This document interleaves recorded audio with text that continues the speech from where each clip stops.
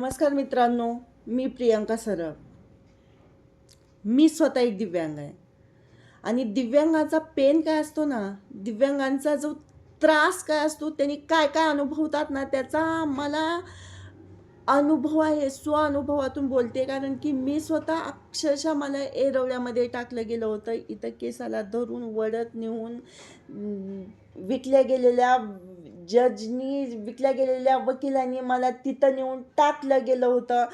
तुम्हाला सांगते, तिथं माझी कैद्यापेक्षा घाणेरडी अवस्था केली होती. अक्षरशः मी जर काय बोलले, की ही मला हे चुकीचं वाटतंय, तर मला इथं धरून ओढत नेऊन अक्षरशः एका खोलीमध्ये डांबलं गेलं होतं. इतकंच नाही तर त्या खोलीमध्ये अक्षरशः बाथरूमला जायचं, दरवाजा उघडा म्हटलं तर तिथं काय करत होते, तर तिथंच कर आणि तिथंच खा म्हणल्यासारखं चपाती अशी फेकत होते.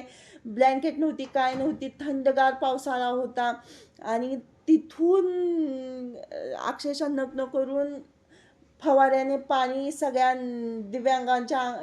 दिव्यांग मुलींच्या अंगावर थंडगार पाणी, असं पावसाळ्यामध्ये थंडगार पाण्याने घालण्यासाठी अंघोळ घालत नव्हते, नुसतं पाणी असं फेकत होते.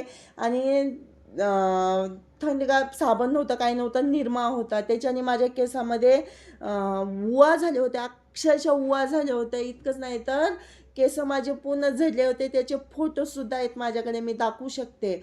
मला हे म्हणायचं की इतका तर त्रास सहन केला नसेल ना आणखीन दिव्यांगांनी. मी इतका त्रास सहन करून इथपर्यंत आलेली आहे. तिथून बाहेर पडून मला गोळ्या चालू आहेत दिव्यांगांच्या, म्हणजे मेंटल इलनेसच्या गोळ्या चालू आहेत मला. माझं शिक्षण झालं. शिक्षण झालं त्याच्यानंतर माझ्या जीवनामध्ये इतक्या इतक्या दुःखद घटना घडल्या की मी ते शब्दात वर्णन करू शकत नाही. माझं लग्न मोडलं का तर मी वेडी आहे या कारणास्तव मला माझ्या नवऱ्याने सोडून दिलं. आणखीन काय सहन करायचं सांगा? मला हे म्हणायचं की दिव्यांगांना, मी स्वतः दिव्यांग असल्यामुळे मला दिव्यांगांना मदत करायची आहे आणि मदत करायलाही आवडते. संजय गांधीची पेन्शन होती 1,500 7-8 वर्ष लागली त्याला 2,500 व्हायला. मला म्हणायचं आहे की दिव्यांगांना 10,000 पगार झालीच पाहिजे. देवाने एक तर त्यांना अपंगत्व दिलेलं आहे, त्यांचं अख्ख्या घराची जबाबदारी त्यांच्यावर आलेली आहे. आणि 2,500 काय होतंय सांगा? 2,500 भाजीपाला सुद्धा येत नाही महिन्याचा.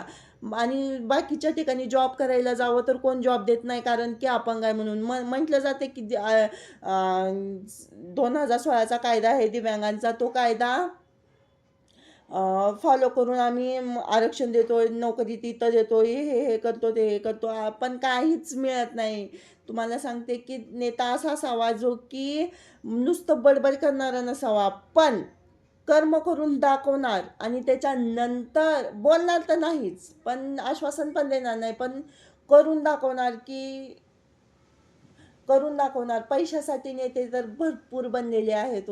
नुसते पैशासाठी त्यांना नेतेपद पाहिजे, पण समाजासाठी काहीतरी करणारं कोणतरी असेल ना, तर त्या व्यक्तीला खरं तर निवडून आणलं पाहिजे. खरंच मी सांगते, तुम्हाला मनापासून सांगते, कारण की समाजाला अशा नेत्याची खरंच गरज आहे.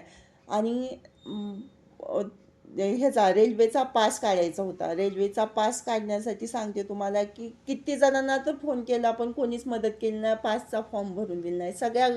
सगळ्या ज्या मदती आहेत ना दिव्यांगांच्या, त्या एकत्रित कोणीतरी केलं पाहिजे आणि मोफत केलं पाहिजे. आणि सगळ्या ज्या प्रॉब्लेम्स आहेत, जे काही UDID कार्ड काढून देणे म्हणा, प्रमाणपत्र काढून देणे म्हणा, KYC करणं म्हणा, हे सगळे पास म्हणा, हे सगळ्यासाठी एकत्र तहसील कार्यालयामध्ये न त्रास देता दिव्यांगांना सगळ्या गोष्टी केल्या पाहिजेत. 10,000 पगार झाली पाहिजे. आणि येरवड्यासारख्या किंवा बाकीच्याही मनोरुग्णालयामध्ये CCTV कॅमेराज बसवले पाहिजे. त्यांना प्रोटेक्शन दिलं पाहिजे. गादी, ब्लँकेट, बेड असला पाहिजे. इतकंच नाही तर त्यांना म्युझिक थेरपी खूप महत्त्वाची आहे बरं का मित्रांनो. म्युझिक थेरपी असली पाहिजे. मोबाईल दिला पाहिजे, त्यांना अलाउड असला पाहिजे. TV असला पाहिजे, तिथं साफसफाई असली पाहिजे, जेवण चांगलं असलं पाहिजे. मला बिना मिठाचं जेवण दिलं गेलं होतं एरोड्यामध्ये. तिथं म्हणजे मला भीती दाखवण्यासाठी अक्षरशः ॲसिडच्या बाटल्या तिथे ठेवल्या गेल्या होत्या. खसाखस इंजेक्शन खुपसायचे, जणू काही जनावर आहेत, एवढे एवढे मोठ्या मोठ्या सुईचे इंजेक्शन खुपसले गेले होते. तुम्हाला म्हणजे मलाच त्रास द्यायचा आहे ना, तर मी सांगते क्लिनिकल रिसर्च झालेलं आहे माझं. क्लिनिकल रिसर्च झालं आहे तर तुम्हाला सांगते, गोळ्या औषधं तयार होण्याच्या अगोदरची जी प्रोसेस असते ती पहिल्यांदा प्राण्यावर अप्लाय केली जाते. परंतु प्राण्यावर अप्लाय करायच्या अगोदर केल्यानंतर काय केलं पाहिजे, ह्युमन्सवर, माणसावरती ते अप्लाय केलं जातात. नवीन नवीन जे मेडिसिन वगैरे तयार केलं जातं ते. तर तसं जे आहे ना, तर ते मी करायला माझ्यावर घेते, माझ्यावर अप्लाय करा तुम्हाला सांगते. पण मी एक सांगते, मी सत्य बोलणार, शेवटपर्यंत सत्य वागणार. देशासाठी लढायचं माझं स्वप्न आहे, ते मी लढणार. मला पैशाची काडी मात्र अपेक्षा नाही, काडी मात्र अपेक्षा नाही. लिहून देते मी. परंतु माझ्या दिव्यांगांना त्रास देऊ नका, माझ्या बंधू आणि भगिनींना त्रास देऊ नका. त्यांना जगू द्या, त्यांना त्यांच्या गरजा समजून घ्या आणि त्यांना सपोर्ट करा, त्यांना त्रास देऊ नका. बस एवढंच मला म्हणायचं. सगळ्या तरुणांनी, सगळ्या दिव्यांगांनी एकत्र या, संघटित व्हा आणि लढा. मी तुम्हाला मदत करते, म्हणजे जितकं माझ्याच्याने शक्य आहे तितकं मी तुम्हाला मदत करते. मला इतकंच म्हणायचं आहे की दिव्यांगांच्या वेदना समजून घ्या, प्लीज समजून घ्या. आणि सरकारपर्यंत हा व्हिडिओ गेलाच पाहिजे. गेलाच पाहिजे हा व्हिडिओ सरकारपर्यंत. इतकं याकडे लक्ष द्या. धन्यवाद.